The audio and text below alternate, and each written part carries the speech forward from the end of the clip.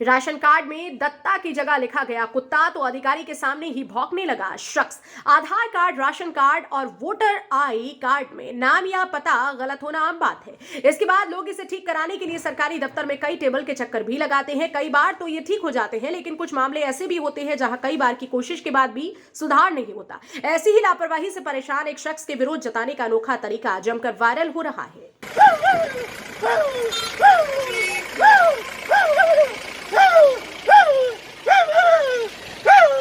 दिन भर की एसपीएन फटाफट खबरों में आपका स्वागत है। आइए देखते हैं क्या है दिन भर की फटाफट खबरें। निशाना बनाए जाने के डर से जज नहीं दे रहे जमानत, इसलिए सीजेआई डीवाई चंद्रचूड़, भारत के मुख्य न्यायाधीश डीवाई चंद्रचूड़ ने शनिवार को एक बड़ा बयान देते हुए कहा कि जमीनी स्तर पर न्यायाधीश निशाना बनाए जाने के डर से जमानत देने से हिचकते हैं। बता दें कि यह बयान बार काउंसिल ऑफ इंडिया द्वारा आयोजित एक समारोह में सीजेआई चंद्रचूड़ ने कहा। जमानत देने के लिए जमीनी स्तर पर अनिच्छा के कारण उच्च न्यायपालिका जमानत आवेदनों से भर गई है। इसी के साथ चीफ जस्टिस डीवाई चंद्रचूड़ ने कहा कि जमीनी स्तर पर न्यायाधीश जमानत देने के लिए अनिच्छुक है, इसलिए नहीं कि वे अपराध को नहीं समझते हैं, लेकिन जघन्य मामलों में जमानत देने के लिए निशाना बनाए जाने का डर रहता है। पीएम मोदी आंदोलनकारी किसानों से बात करते तो बच जाती 733 जाने राहुल गांधी। कांग्रेस नेता राहुल गांधी ने शनिवार को दावा किया कि अगर प्रधानमंत्री नरेंद्र मोदी ने नए कृषि कानूनों के खिलाफ प्रदर्शन कर रहे किसानों से बातचीत की होती तो 733 लोगों की जान बचाई जा सकती थी। यह बयान राहुल गांधी ने कांग्रेस की भारत जोड़ो यात्रा के दौरान महाराष्ट्र के बुलढाणा जिले के भस्तान गांव में आयोजित एक नुक्कड़ सभा में कही। इंदिरा गांधी के आलोचक भी देशभक्ति और गरीबों से हमदर्दी की उनकी प्रतिबद्धता को स्वीकारते हैं। सोनिया, कांग्रेस की पूर्व अध्यक्ष सोनिया गांधी ने शनिवार को कहा कि पूर्व प्रधानमंत्री इंदिरा गांधी ने देश पर अमिट छाप छोड़ी है और यहां तक कि उनके आलोचक भी सर्वसमावेशी देशभक्ति, धर्मनिरपेक्षता और गरीबों के लिए हमदर्दी को लेकर उनकी प्रतिबद्धता को स्वीकारते हैं।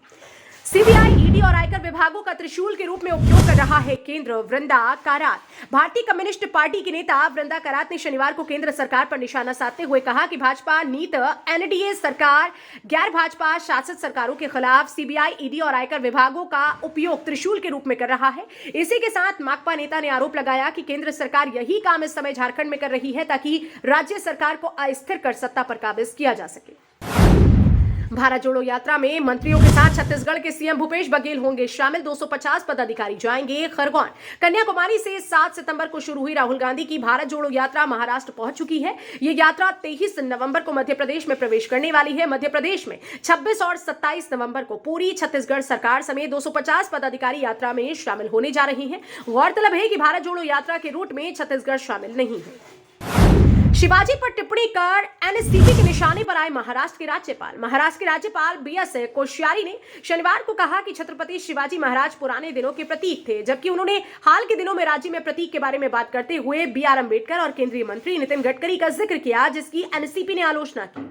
गाजियाबाद रेडियन ब्लू होटल के मालिक अपने आवास पर मृत पाए गए। गाजियाबाद के कोशांबे स्थित रेडिसन ब्लू होटल के मालिक अमित जैन शनिवार को पूर्वी दिल्ली के राष्ट्रमंडल खेल गांव के अपने आवास पर मृत पाए गए हैं। अधिकारियों ने ये जानकारी दी।